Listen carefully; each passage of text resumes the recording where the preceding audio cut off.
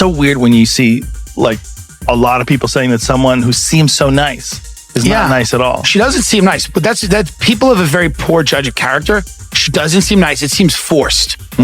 People that are like that all the time, she doesn't seem nice. It's very forced. And whatever, you're allowed to be a bitch, right? You're allowed to be nasty to people. You're accomplished. You're a comedian. You did the whole thing. 3 years before Ellen DeGeneres' empire finally collapsed, Dakota Johnson sat across from her on live television and did something almost nobody expected. She didn't laugh. She didn't retreat. She corrected her. And what looked like a harmless birthday party argument would later be replayed as something much darker, a glimpse behind Hollywood's carefully controlled curtain. For years, Ellen DeGeneres sold America the same image: kindness, dancing, laughter, celebrity friendships, and a smiling white couch where everyone supposedly felt welcome.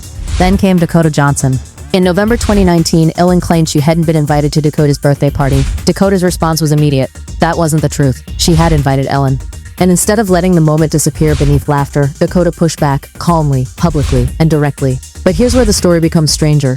Because after that exchange, accusations about Ellen's workplace began exploding into the mainstream. Former employees described an environment radically different from the kindness promoted on camera. And eventually, the internet connected the story to something much larger. Not proof, not a conviction, a rabbit hole. And today, we're going down it. It was supposed to be an ordinary promotional appearance. Dakota Johnson was on the Ellen DeGeneres show promoting the Peanut Butter Falcon. She had just turned 30. The atmosphere looked familiar: jokes, laughter, celebrity banter. Then Ellen brought up the birthday party. She said she hadn't been invited. For most guests, this would have been the moment to laugh, apologize, or move on. Dakota did something different. She corrected the story. Belated birthday. When was your birthday? It was October 4th. October 4th. You turned 30. I did. And how was the party? I wasn't invited. Actually, no, that's not the truth, Ellen. You were invited. Give me a bunch about not inviting you, but I didn't even know you wanted to be invited. Well, who doesn't want to be invited to a party? Well, I didn't even know you liked me. Why didn't I go? I don't know. Was it? Oh yeah, I had that thing. The significance wasn't simply that Dakota remembered sending an invitation. It was that she refused to accept a version of events that she believed was inaccurate, even though the person contradicting her was the host of the show, sitting beside her, with millions watching. Then came the moment that made the exchange even more uncomfortable. You know, people have gotten in trouble for claiming not being invited to your parties. That was amazing, by the way. Like, amazing. Dakota didn't need to scream. She didn't need an accusation. She simply challenged the claim and pointed towards someone who could potentially confirm what happened. The power dynamic had suddenly changed. For a few seconds, the best wasn't playing along with the host. The host was defending herself against the guest. And that distinction matters. Because years later, when the allegations surrounding Ellen's workplace became public, people began revisiting old interviews looking for moments that seemed different in hindsight. Dakota's became one of the most replayed. But hindsight is dangerous. A strange television moment isn't automatically evidence of a hidden conspiracy. It is simply a moment. The question is what happened around it. Ellen's public brand depended heavily on one idea: be kind. But behind the scenes, former employees later described an environment they said felt very different. Reports about workplace culture included allegations involving intimidation, racism, fear, and misconduct by senior staff. Warner Brothers launched an internal investigation after the controversy exploded. Several senior producers ultimately departed, and by 2022, after 19 seasons, the show is over. Suddenly, Dakota's 2019 confrontation looked different. Not because it predicted the collapse, it didn't, but because the confrontation happened immediately before a much larger public reckoning. And Joe Rogan had his own interpretation of the gap between Ellen's public image and what people claimed happened behind the scenes. Huh? Yeah, I'm in the files for not going. Jeffrey Epstein was trying to meet with me. Oh, I did see that. Yeah, and I was like, what? I'm like, no thanks. Yeah. Aren't you glad? Yeah, but I would have never went anyway. It's like, it's not even a possibility that I would ever went. But especially after I Googled him. I was like, what the fuck are you talking about? This was like 2017. One of my guests was trying to get me to meet him. I was like, are you high? Like, what the fuck are you talking about? For what reason would you? What would be... If I was a guy who was like sucking up to the rich and powerful, if I was really interested in hanging out with rich and powerful people. You know, it's crazy. That's so crazy. But yeah, some people get intoxicated by being in a circle of rich and powerful people, even if they're not, like, they don't even have any ambitions of being one of those people. They just want to be around them. They want to be around Nobel Prize winners, and because this guy what he was doing was very clever in that he was getting all of these very powerful and very respected people together. Yeah. And you would figure like, oh, it's if that guy's there, that lady's Clinton's there. This is fine. Right. Clinton's here. How could this be bad? Yeah. Look, it's Steven Pinker. How could this be bad? Yeah. You know, he's a genius. Like, and so you would go, I would imagine, you would go to these, because there's people that went to these, like he had parties in New York, like he brought in celebrities and comedians.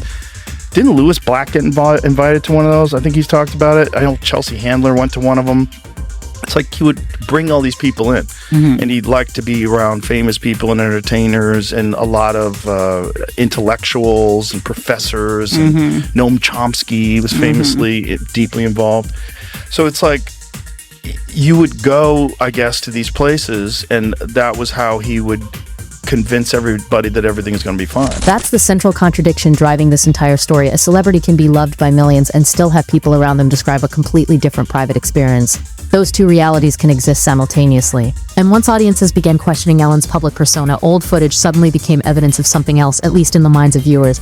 Not necessarily proof, but a reason to look closer. The allegations surrounding Ellen weren't limited to one awkward interview. Former employees described a workplace where speaking openly could allegedly carry consequences. Some accounts described fear around senior producers. Others described racial comments and uncomfortable treatment. And then came stories from people who had experienced Ellen's influence more directly. One of the most significant was Grayson Chance. He was a young performer when Ellen discovered him and brought him onto the show. At first, the relationship appeared almost perfect: support, attention, opportunities.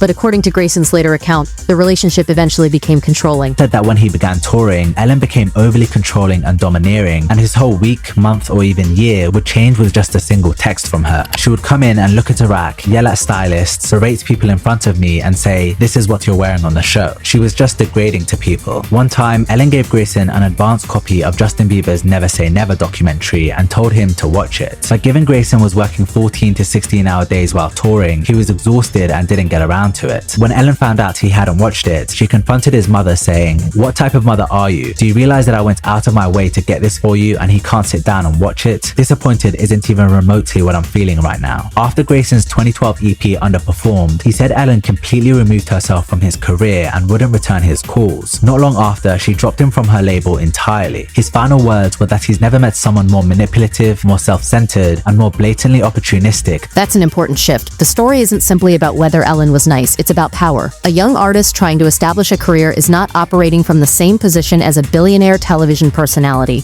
When one person controls access, visibility, opportunities, and professional relationships, even ordinary disagreements can become enormous. And this is where Rob Schneider enters the story. Not as proof of Ellen's alleged behavior, but as someone discussing a broader Hollywood problem. What happens when powerful people control vulnerable performers? You recently revealed you were sexually assaulted by a director.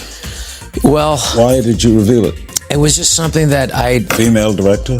No, it wasn't. Male director? No, I wouldn't have considered that but there was, this stuff that came out recently about Harvey Weinstein. I mean, first of all, I think I never knew that he was he was a rapist. Harvey, well, I didn't know that. I know. I think it's very common knowledge that producers can be pigs and piggish, and that would be hitting on women or being, cheating on your wife. That's what I would consider being piggish, not the sexual. A guy who's now he's going to have to the next time he goes into Starbucks, he's going to have to call the police and register. I'm going to Starbucks to get some, So, but what happens is with actors, you're in a vulnerable situation.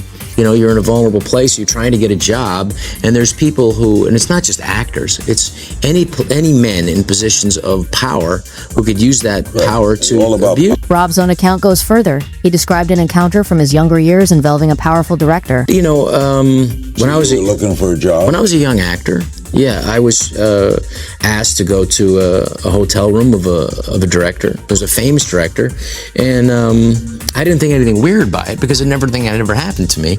And so I went, and he was in his robe. I still didn't think it was weird. Well, he probably just came out of the shower or whatever. And then he asked me to do, to do the scene and then crawl on my belly around it. And it got to a weird place. And I just, when this stuff started coming out with Harvey Weinstein, I did remember that feeling of disgust.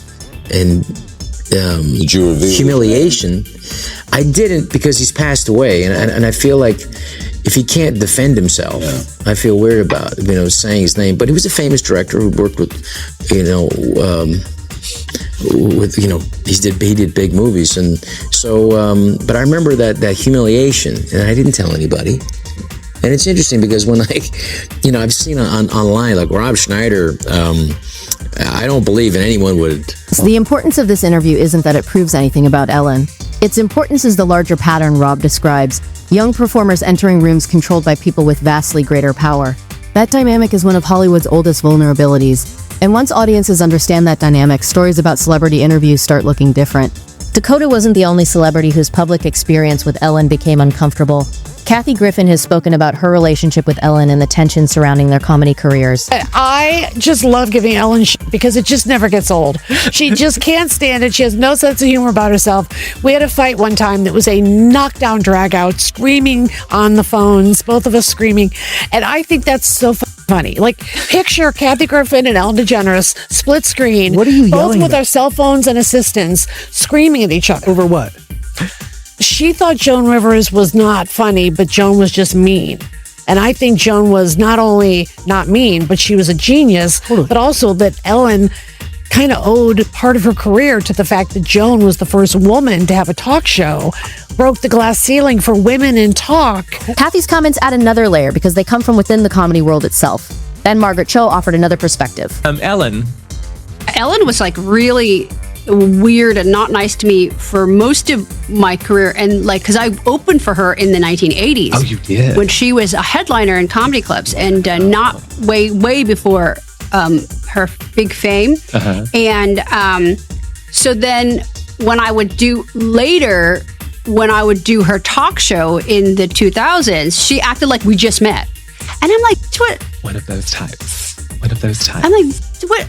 Like, that's weird. Like, Right. it's like we go way back. None of these interviews independently prove that Ellen committed a crime. They don't. But documentaries aren't supposed to turn accusations into convictions. They're supposed to examine the pattern. And the pattern here became impossible for audiences to ignore: a public personality built around kindness, multiple people describing experiences they said felt very different, a young performer describing control, employees describing fear, comedians describing hostility, and one famous guest, Dakota Johnson, refusing to let a disputed story pass without correction. Then the story gets darker, because the internet rarely stops at the first unanswered question. This is where the rabbit hole expands beyond Ellen. Jeffrey Epstein became the ultimate example of how powerful social networks can create appearances of legitimacy. Politicians, academics, business leaders, celebrities, people from completely different worlds can appear within the same social orbit. And Joe Rogan has spoken publicly about something particularly relevant to that phenomenon. Epstein's representatives had apparently tried to connect with Rogan. Rogan rejected the idea. Joe's explanation is revealing because he focuses on a mechanism. Epstein surrounded himself with respected people. That association could make other people feel safe. If a billionaire, professor, celebrity, or famous intellectual was present, why would anyone assume something sinister was happening? And this is where we need to slow down, because this documentary is entering conspiracy territory. Ellen's name appearing in discussions about Epstein does not establish criminal involvement. A photograph with someone does not establish participation in their crimes. A contact record does not prove wrongdoing. And internet speculation is not evidence. But the reason the theory survives is because people are fascinated by proximity. They look at old photographs, old friendships, old parties, old television appearances, and they ask the same question: who knew whom, and what did they actually know? That's a legitimate question. The mistake is pretending we already have the answer. And that brings us back to Dakota, because before the workplace scandal, before the Netflix comeback debates, before the internet started connecting unrelated Hollywood stories, there was one very simple moment. A birthday invitation. Ellen said one thing, Dakota said another, and Dakota didn't back down. Know that Ellen DeGeneres was mentioned in the Epstein files over 900 times. Yeah, she was. And have you seen recent videos of her lately? Yeah, I don't know what's going on, but it looks like something very heavy is weighing on Ellen DeGeneres. Was that the color of her hair the entire time? And what about this? Have you seen the stage to her talk show when she was still doing it? It looked eerily similar to this color collab, okay? Everything about it screams, I'm on Ellen DeGeneres' talk show set. But if you follow Ellen DeGeneres' past, her first wife, Anne Heche, died under very mysterious ways on a Hollywood set in a car where she literally burned to death. and then disappeared. Look at the exchange again. There's no screaming, no dramatic accusation, no giant revelation, just an uncomfortable refusal to accept the version of events being presented. And perhaps that's why the clip survived. Because sometimes the most powerful moments aren't the loudest ones. They're the moments when someone quietly says, no. That's not what happened. There's another reason the Ellen era interviews continue to receive attention. Celebrity talk shows often turn private lives into entertainment. Taylor Swift later discussed what it felt like to have her dating life reputedly transformed into public spectacle. Several times. So I can't, like, you know, when I was like 23 and people were just like kind of reducing me to like kind of making slideshows of like my dating life and putting people in there that I'd sat next to at a party once and deciding that my songwriting was like a trick rather than a skill and a craft. Kind of, it's a way to take a woman who's doing her job and succeeding at doing her job and making things, and it's in a way it's figuring out how to completely minimize that skill by taking something that everyone, you know, in their darkest moments loves to do, which is to slut shame. And so now when I see this happening, I can see a headline about a young artist, about a young female artist, about like another breakup, and it sends me into takes you back there to a degree. It sends me into a real sad place because I don't want that to keep happening, and I don't think people understand how easy it is to infer that someone who's a female artist or a female in our industry is somehow doing something wrong by wanting love, wanting money, wanting success. Women are not allowed to want those things. Taylor's comments aren't an accusation against Ellen. They're evidence of something broader. The entertainment machine can take a person's private life, turn it into a joke, and make the celebrity smile through it because refusing to participate can create its own consequences. That's the power imbalance viewers rarely see. The audience laughs, the celebrity laughs, the clip goes viral, and everyone moves on, until years later someone explains what it actually felt like from the other side.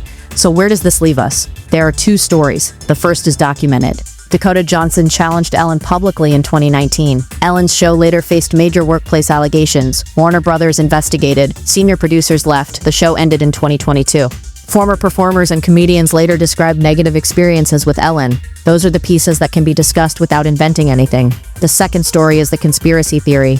That Ellen's relationships, Hollywood connections, Epstein-related discussions, celebrity networks, and old footage somehow reveal a hidden system operating behind the entertainment industry. That theory is far more difficult, because some pieces are documented, others are allegations, others are internet speculation, and some have no reliable evidence at all. The danger is connecting every dot simply because the dots are interesting. There's another danger too.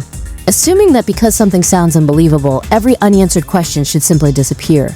The truth usually lives somewhere between those extremes. Dakota's confrontation doesn't prove a secret Hollywood conspiracy. Joe Rogan's Epstein story doesn't prove Ellen's involvement in anything criminal. But together, these stories raise a larger question about celebrity power, public personas, and what audiences never see behind the camera. If you want the next chapter, subscribe, because the rabbit hole isn't finished yet.